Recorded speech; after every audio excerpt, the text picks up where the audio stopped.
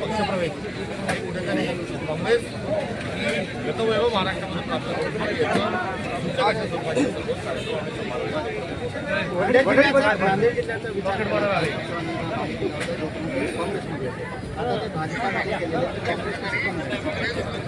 हा जिल्हा काँग्रेसचाच बालेकिल्ला होता. काँग्रेसची या ठिकाणी बरेच मार्गदर्शक होतात. काँग्रेसचा मदत आणि काँग्रेस हा विचारांचा आणि कार्यकर्त्यांचा पक्ष आहे, नेत्यांचा हा पक्ष नाही. आणि ती गफलत काही नेते मंडळांनी करून घेतली. त्यामुळे नांदेड हा काँग्रेसचा होता आणि आज खासदारांच्या माध्यमातून आहे आणि भविष्यात देखील काँग्रेसचाच राहील. अमित शहा काल भाषणात असं म्हणले की हिंदुस्थानचा तुकडा सापडा दिसला नाही, काय प्रतिक्रिया? आज देगलूरचा आणि कालचा गडचिरोलीचा कार्यक्रम जो आहे याचे फोटो त्यांच्यापर्यंत पाठवण्यात येतील.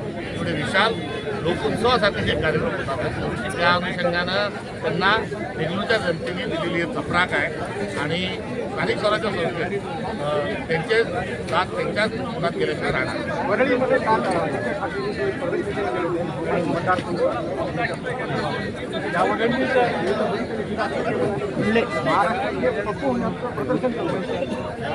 जो माणूस मतांची चोरी करून मुख्यमंत्री झाला आहे, जे चोमू आहेत, महाराष्ट्राला चोमू मुख्यमंत्री लाभलेले आहेत.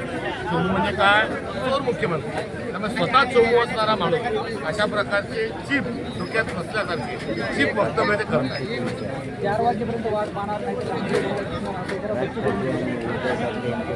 त्यांचा इशारा हा त्यांच्या पातळीवर त्यांचं आंदोलन आहे. त्यांच्या हे मुद्दे आहेत, त्या मुद्द्यांना आमचा पाठिंबा आहे. आपण भाषणामध्ये अधर्मी म्हणाला, काय सत्य बोलणे, सत्यमद आणि धर्मम चल हा एक अत्यंत महत्त्वपूर्ण पत्रकार आहे की जो सत्य बोलतो तो धर्माने चालतो आणि सत्य बोलणं म्हणजेच धर्माने चाललं आहे. आणि जो खोटं बोलत असेल आणि दादांचं खोटं बोलत असेल तो अधर्म आहे आणि तो अधर्म भारतीय जनता पक्ष आणि अमित शहा सातत्याने हा अधर्म करत आहे. निश्चित स्थानिक स्वराज्य संस्थांमध्ये मोठ्या प्रमाणावर युवक आणि नव्या चेहऱ्यांना संधी देण्याचा प्रयत्न भारतीय काँग्रेसचा आहे.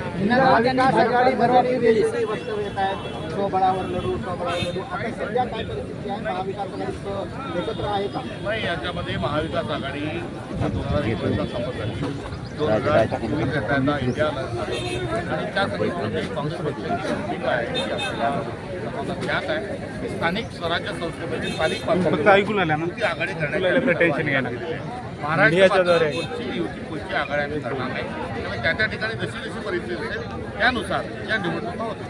राज आणि उद्धव